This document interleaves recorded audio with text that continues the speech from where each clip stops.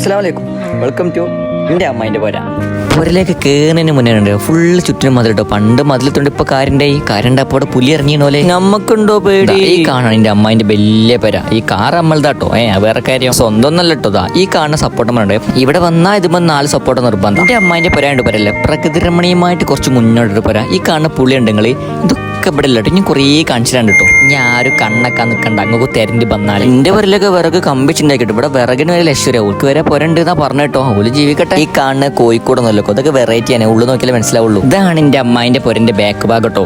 എന്ത് രസമല്ലേ ബാക്ക് കാണാൻ. ഇവിടെ ഒരു വലിയ മാങ്ങമരട് കാണിച്ചാൽ ഈ കാണുന്നത് വലിയ മാങ്ങമരട്. നമ്മളാണ് നിറച്ചു മാങ്ങ ഉണ്ട്. ഞാൻ പറഞ്ഞില്ലേ പ്രകൃതി രമണീയമായ വീട് എന്റെ അമ്മായിന്റെ. മാങ്ങ ഉണ്ടായ സ്ഥിതിക്ക് പറക്കിയാക്കണ മോശമാണല്ലോ. പിന്നെ ഒന്നും നോക്കിയില്ല, മരത്തുമാട് കയറി മാങ്ങാട് പറിച്ച് ചക്കിട്ടോ. ഈ സൂര്യനൊക്കെ മരത്തിന്റെ ഇടയിൽ കൂടെ ഒന്നിന്റെ ഉമ്മക്കണോടോ. എന്തായി സൂര്യന്റെ പ്രശ്നം നമ്മൾ ചാക്കിലാക്കിട്ടോ. പിന്നെ ഈ കാണുന്ന സാധനം എന്താണ് എനിക്ക് ഇപ്പോഴും മനസ്സിലായി. കുറെ ആയപ്പോൾ പിടിച്ച് നെക്കി വെക്കണെങ്കിലും ഒന്നും എനിക്ക് മനസ്സിലായില്ലോ. പാർട്ട് 2 ആണ്, കമന്റ് ചെയ്തോളിട്ടോ.